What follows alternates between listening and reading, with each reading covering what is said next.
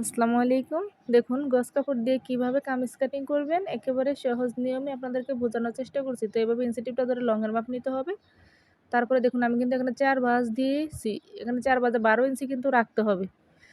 ৩২ ইঞ্চি বডির জন্য। আমি যার জন্য তৈরি করব তার কামিজের বডি হলো ৩২ ইঞ্চি। তো দেখুন এভাবে আমরা ৩২ ইঞ্চি বডির জন্য পুট নিব ৬ ইঞ্চি পরিমাণ। এভাবে মার্জিন টেনে নিতে হবে। তারপরে ১/২ ইঞ্চি সেলাই মার্জিন বাদ দিয়ে আমরা আর্মহোল নিব ৬ ইঞ্চি পরিমাণ। তারপরে দেখুন আমরা সাইড ফাড়া কতটুকু রাখবো, এখানে ১৩.৫ ইঞ্চি পরিমাণ রাখবো। অবশ্যই আপনারা পুরনো কামিজ থেকে কিন্তু মাপ দিয়ে নেবেন প্রথমেই। কাটিং করার আগে, যেকোনো ড্রেস কাটিং করার আগে অবশ্যই পুরনো ড্রেস থেকে মাপ দিবেন। তো দেখুন এই ৩টা মার্জিন কিন্তু আমাদেরকে টেনে নিতে হবে। আমি যে পেজে ভিডিও আপলোড দেই বা ইউটিউব চ্যানেলে ভিডিও আপলোড দেই, যদি ভিডিওগুলো আপনারা দেখেন এবং ভিডিওগুলো আপনাদের কাছে কেমন লাগে অবশ্যই কিন্তু কমেন্টে জানাবেন।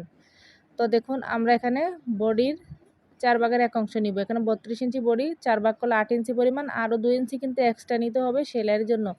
বা পরবর্তীতে দেখা যায় যদি আমরা একটু লুজ করার প্রয়োজন হয় তাহলে কিন্তু খুব সহজে কিন্তু লুজ করে নিতে পারবো যদি বাড়তি কাপড় থাকে। তো দেখুন আমরা এখানে বডি অনুযায়ী কিন্তু আমরা এখানে হিপের মাপটা নিয়ে নিব। অবশ্যই একটু মনোযোগ সহকারে ভিডিও দেখলে কিন্তু আপনারা খুব সহজে গজ কাপড় দিয়ে কামিজ কাটিং করতে পারবেন এবং কিভাবে হাতা বের করতে হয় তাও কিন্তু আপনারা খুব সহজে শিখতে পারবেন। তো দেখুন এভাবে আমাদেরকে কিন্তু শেপ দিতে হবে ঘেরের এখানে। অবশ্যই কিন্তু ঘেরটা ভালোভাবে কাটিং করতে হবে। যদি আমরা ঘেরটা ভালোভাবে না কাটিং করি তাহলে কিন্তু আমরা সাইড পাড়া সেলাই দিতে সমস্যা ফেস করতে হবে বা সাইড পাড়া সেলাইগুলো আঁকা বাঁকা হবে, সুন্দর হবে না। তো দেখুন এই মাপটা তো আপনারা বুঝেছেন আর্মহোলের মাপটা কিভাবে রাউন্ড শেপ দিয়ে কাটিং করতে হয়। এভাবে আমরা ভালোভাবে রাউন্ড শেপ দিয়ে দিব আর্মহোলের এখানে।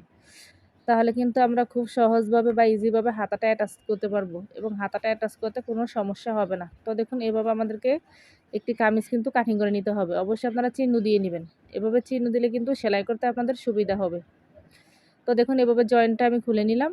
আমার কিন্তু কামিজটি অলরেডি কাটিং শেষ। এখন আমরা হাতা কীভাবে কাটিং করব, এভাবে দেখুন আমরা ৭.৫ ইঞ্চি এখানে মাপ দিছি হাতার আর্মহোল এবং বডি থেকে কিভাবে বের করতে হয় অবশ্যই কিন্তু আমি লাইভে দেখানোর চেষ্টা করব। এভাবে আমাদেরকে কিন্তু ৪ ভাঁজ করে নিতে হবে। একসাথে কিন্তু আমরা ২টি হাতা কাটিং করব।